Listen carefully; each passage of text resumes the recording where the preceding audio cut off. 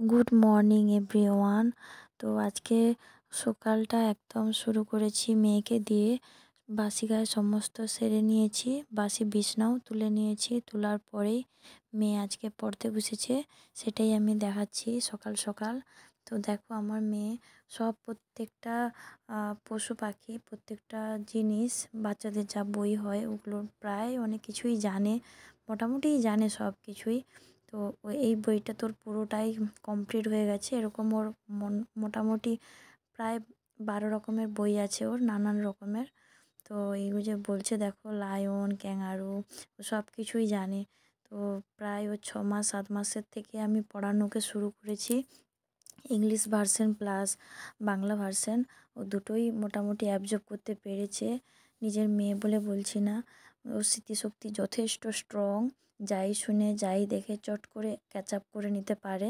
তো তুমি আজকে যদি কিছু ওকে দেখাও, ওইটা তুমি 5 দিন পরে জিজ্ঞাসা করবে, ঠিক বলে দেবে। বা কারোর সাথে দেখা হয়েছে, কথা হয়েছে, কে ওর হয়, রিলেশানটা তুমি বুঝিয়ে দিলে, ও কিন্তু নেক্সট টাইম ওটাই বলে ডাকবে।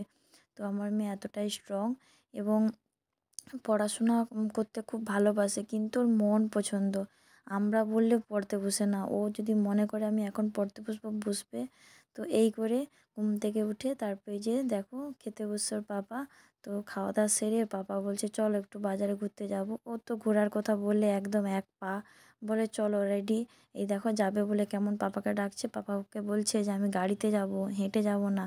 তোর পাপা ওকে বলছে চলো হেঁটে ঘুরিয়ে নিয়ে আসবো। তো জুতো পরো বলছে, যে হ্যাঁ জুতো পরে নিয়েছি, দেখাচ্ছে পাপাকে। বলে এই যে বাপ বেটি বেরিয়ে পড়লো। জাস্ট এমনি রাস্তার ওই সামনেতেই নিয়ে যাবে, ওইটুকু যাওয়ার জন্য কেমন দেখো এই আমাকে টাটা করে বেরিয়ে গেল।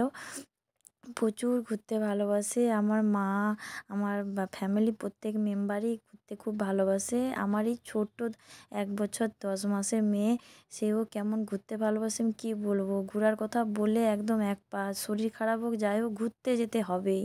তারপরে এই যে রান্না বান্না তোড়জোড় তো শুরু করতে হবে। এটা আমাদের বাড়ির, দেখেছো আগে যারা দেখেছো।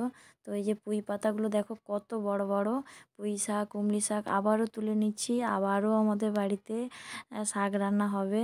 তো তারপরে এই যে 11টা বেজে গেছিলো সময়টা। তো সেই সময় মেয়ের তো স্নানের সময়।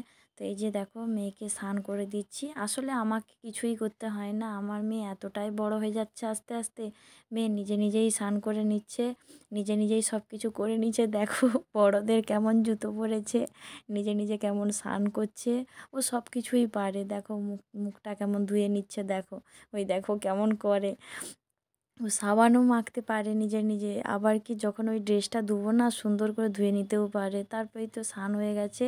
তারপরে ওই যে প্রত্যেক দিন এই যে লাঞ্চ করে এই টাইমটাতে, তো 12টার পরেই ওকে খাইয়ে দেওয়া হয়।